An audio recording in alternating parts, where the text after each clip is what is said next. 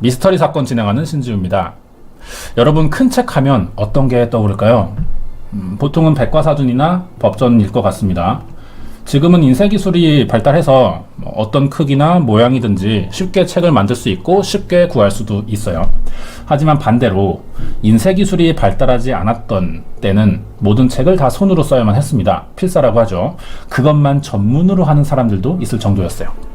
복사 기술이 없으니까 같은 내용의 책을 쓰기는 굉장히 어려운 일이었고요. 그러다 보니 가격이 너무 비쌌습니다. 따라서 평민들은 책을 갖기가 아주 힘들었죠. 하지만 지금과 다르게 책을 읽고 싶어 하는 사람들은 굉장히 많았습니다. 그래서 중세시대 때부터 필사본을 쓰는 직업과 함께 많은 책들이 탄생했고요. 인쇄기술이 나중에 발달하면서 많은 기록들이 지금까지 전해질 수 있었던 거죠. 이번 이야기는 인쇄기술이 발달하지 않았던 때에 만들어진 책 중에 가장 두껍고 방대하다고 알려져 있는 코덱스 기가스라는 책을 알아볼 겁니다. 이 책의 기원과 내용에 여러 가지 이야기들도 뒤따르고 있어요. 그래서 가장 미스터리한 책으로 유명한데 자세한 내용이 궁금하시면 구독과 좋아요 부탁합니다. 지금으로부터 약 800년 전인 1229년 체코의 보헤미아라는 지역 안에 포드라지체라는 곳이 있었습니다. 여기에 위치한 베네딕트 수도원에서 후대에 길이 남을 책 한 권이 탄생했어요. 헤르만이라는 수도승 한 명이 있었는데 다른 성직자들에게 따돌림이나 무시를 당하고 있었습니다. 거기에 중죄까지 짓는 바람에 산채로 벽 안에 감금되는 형벌을 받았어요. 이 형벌은 한번 받기 시작하면 교황의 사면이 있거나 죽지 않는 이상 평생 갇혀 있어야만 합니다. 헤르만에겐 사형 선고나 마찬가지였죠. 벽 속에 갇혀 있는 헤르만은 어떻게 하면 이 형벌을 끝낼 수 있을지 방법을 생각합니다. 그 끝에 수도원에 한 가지 제안을 하게 되는데요. 이 수도원이 후대에도 계속 알려질 수 있도록 세상에 존재하는 모든 지식이 담긴 책을 하룻밤 안에 써보겠다는 거였어요. 수도원은 헤르만의 말을 다 신뢰할 수는 없었습니다. 하지만 책이 완성되기만 한다면 앞으로 더 많은 사람들이 이 수도원을 계속 찾아올 것이라는 기대감에 이 약속을 받아들이기로 했죠. 자, 그렇다면 헤르만은 정말 약속대로 책을 완성하는 데 성공했을까요? 다음 날이 됐습니다. 약속한 시간이 가까워 오고 있었죠. 하지만 헤르만은 책을 전부 채우지 못한 상태였어요. 사실 자신도 불가능한 약속이라는 건 알고 있었습니다. 하지만 이 끔찍한 형벌을 더 이상 받고 싶지 않았던 거예요. 결국 고통을 참지 못하고 거짓말을 했던 수도승 헤르만은 이제 자신이 믿던 하느님에게 자비를 구하는 대신 사탄에게 도움을 바라는 기도를 올립니다. 약속을 지키기 위해 수도사가 절대 하지 말아야 할 금기를 깨버리는 순간이었던 거죠. 그러자 헤르만의 기도를 들은 사탄이 나타나서 약속한 시간에 책이 완성될 수 있도록 도움을 줬어요. 그리고 헤르만은 자신의 목숨을 구해준 사탄에게 감사의 의미로 이 책 안에 악마의 모습을 그려넣습니다. 이렇게 해서 헤르만은 하루 만에 코덱스 기가스라는 책을 완성했죠. 이제 수도원 사람들에게 책을 보여주기만 하면 풀려나는 겁니다. 하지만 사탄은 도움을 준 대가로 헤르만의 영혼을 가져가 버렸어요. 형벌에서 벗어날 생각으로 기뻐하기도 전에 타락한 사람이 되면서 헤르만은 결국 최후를 맞이하게 됩니다. 다음 날 벽 안에서 헤르만의 시신과 함께 발견된 이 책은 여러 수도원을 거치다 결국 체코의 프라하로 옮겨지면서 신성 로마 제국의 황제였던 루돌프 2세의 소장품이 됐습니다. 자, 그런데 여기서 궁금한 점은 이러한 과정으로 악마의 성경이라 불리게 된 코덱스 기가스에는 어떤 내용이 쓰여 있다는 거죠. 그리고 어떻게 만들어졌기에 미스터리하다고 불리는 걸까요? 그러기 위해선 먼저 코덱스 기가스의 뜻부터 우리가 알아봐야 됩니다. 코덱스란 성경이나 고전의 사본을 뜻하는 단어고요. 기가스는 그리스어로 거인을 말합니다. 합치면 거인의 성경이라는 뜻인데요. 그 이름에 맞게 얼마나 커다란 책이었는지 실물 사진을 보겠습니다. 이 책이고요. 사람이랑 비교해보면 훨씬 더 체감하기 쉽습니다. 굉장히 크죠. 코덱스 기가스는 높이 92cm, 너비 50cm, 두께가 30cm에 달하는 굉장히 거대한 서적이었습니다. 무게만 75kg이 나가요. 이 내용을 기록한 안의 속지들은 동물 가죽입니다. 그 당시는 종이를 만드는 기술이 없었어요. 그래서 주로 동물의 가죽을 벗기고 얇게 펴 말려서 사용했습니다. 이 책에는 약 160마리 정도의 당나귀 가죽이 사용됐고요. 여기에 총 577쪽에 달하는 방대한 분량과 당시 기술로는 거의 불가능에 가까운 모양의 일정하기까지 한 필체로 작성됐습니다. 그래서 이 책이 현재 세계 8대 불가사의 중 하나로 손꼽히고 있어요. 이 책이 유명한 이유는 여기서 끝나지 않습니다. 단순히 분량과 크기 때문이 아닌 거죠. 자, 미스터리한 비밀이 숨어져 있다고 하는데요. 당시 헤르만은 모든 내용을 수기로 썼습니다. 손으로 직접 다 적었어요. 그리고 목숨을 잃었다고 전해져 있는데, 하지만 막상 사람들이 책을 발견해 펼쳐보니 안에 8장 정도의 분량이 사라져 있던 겁니다. 이 사라진 부분은 대체 어디로 간 것이며 어떤 내용이 써 있었는지도 전혀 예상할 수가 없었기 때문에 계속해서 사람들의 관심이 되오고 있었던 거죠. 코덱스 기가스는 정말 어떤 내용이 써 있는 걸까요? 안에 일부가 이렇습니다. 정말 한 사람이 전부 썼는지 믿기 어려울 정도로 모든 글자가 크기가 전부 일정해요. 마치 컴퓨터로 작성해서 인쇄한 것처럼. 채색된 부분들은 주로 붉은색, 청색, 황색, 녹색, 금색들이 쓰였고요. 특히 각 문단마다 맨 앞에 주제를 적는 글이 있었는데 이게 알파벳 대문자를 사용했습니다. 그런데 굉장히 공들여서 디자인했다고 보여요. 첫 페이지부터 마지막까지 모두 통일성 있는 필체로 작성되어 있어요. 글자 모양이 전혀 바뀌지 않는다는 겁니다. 보통 필사본이라는 게 사람이 직접 내용을 쓰는 것이라 건강 상태나 나이가 들어가면서 필체가 바뀔 수밖에 없습니다. 많은 내용을 필기할 때 시간이 지날수록 사람은 집중력이 흐트러지고 필체가 일정해지지 않아요. 그래서 필사가 전문인 사람이라도 글을 쓰는 그 순간의 기분이나 건강, 나이에 따라서 페이지가 많이 넘어갈수록 필체가 바뀌는 건 당연한 현상입니다. 저 같은 일반인이 알아채기 힘들 수는 있어요. 하지만 필체 감정 전문가들 눈에는 이 차이가 보인다고 합니다. 그런데 코덱스 기가스는 처음부터 끝까지 오차 한 번 없이 반듯하게 적혀 있는데, 전설대로 아무리 악마의 도움을 받았다 해도 혼자 하루 만에 이만큼의 분량을, 그것도 일정하고 정교하게 썼다고는 우리가 믿기 힘들다는 거죠. 하지만 기록상으로는 분명히 악마가 필사를 도왔고 책에 악마가 그려져 있어서 악마의 성경이라고 불리고 있습니다. 코덱스 기가스는 이렇게 여러 의문을 남긴 채 지금까지 전해지고 있습니다. 악마의 도움을 받아 완성된 이 책은 소유한 사람이 저주를 받게 된다는 소문까지 있었습니다. 맨 처음 코덱스 기가스를 가진 황제 루돌프 2세죠. 이 사람은 무능한 정치를 하다가 반란을 일으킨 동생 마티아스에게 폐위됐고요.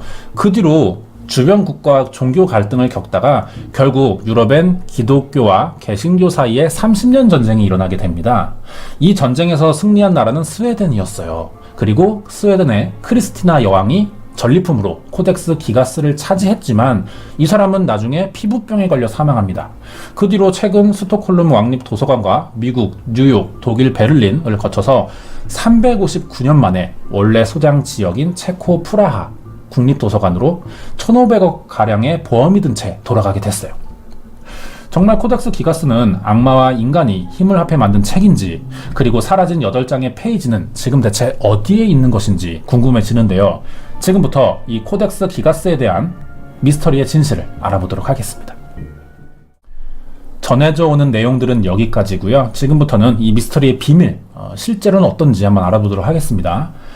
우선 이 코덱스 기가스 안에 어떤 내용들이 적혔는지를 알아봐야 될 것 같아요.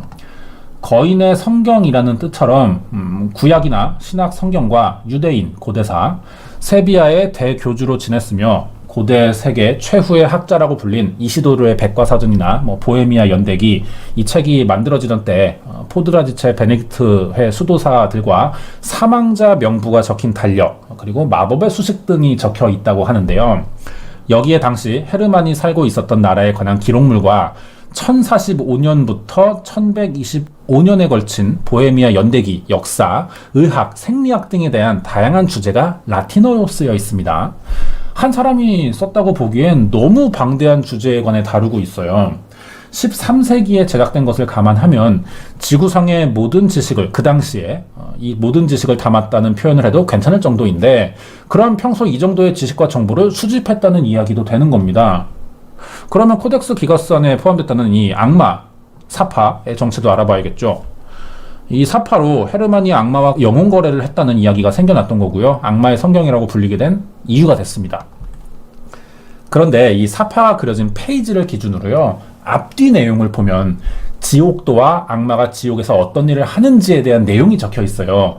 그러니까 단순히 어떤 명계, 악마의 세계에 관한 어떤 추측에 대한 설명을 하는 정도라는 거죠. 그리고 그림은 단순히 어떤 그 글에 대한 내용을 보충해주는, 상상할 수 있게 해주는 사파밖에 되지 않는다는 겁니다. 그러니까 코덱스 기가스는 내용이나 의도로 봤을 때 악마의 성경이라고 부르는 건 과도한 해석이지 않을까라는 생각이 들어요. 여기에 이 책을 더 기이하게 만든 이야기가 있었죠. 책을 소유하는 사람은 반드시 저주를 받는다라는 말인데, 이것도 사실과는 조금 다른 것 같습니다. 신성 로마 제국의 황제인 루돌프 2세가 동생인 마티아스의 반란으로 폐위된 건 사실이에요. 하지만 이건 정치적인 문제에 따른 결과였지 이 책의 영향을 받았기 때문이라고는 볼 수 없는 겁니다. 그 다음에 30년 전쟁을 승리하면서 코덱스 기가스를 전리품으로 받았다는 크리스티나 여왕이 책을 받자마자 의문사 당했다는 것도 사실과 다른 이야기 같아요. 책을 소유한 지 41년 뒤인 63세에 사망했는데 노환에 따른 질병으로 확인이 되고 있습니다. 그러니까 어떤 저주에 의해 여왕까지 사망했다는 이야기는 그 당시에 좀 이런 사람들이 많았어요. 어떤 관심 있을 법한 이야기들을 많이 알고 있는 호사가라고 하죠. 이런 사람들이 꾸며낸 거짓 이야기라고 생각합니다. 표현하자면 뭐 유명인에 관한 증권가 찌라시 정도로 보면은 좀 더 정확할 것 같아요. 다음은 이 책의 최대 의문점에 관한 이야기입니다. 사라진 8장 대체 어디에 있냐는 거죠. 이게 코덱스 기가스의 유일한 미스터리인 것 같아요.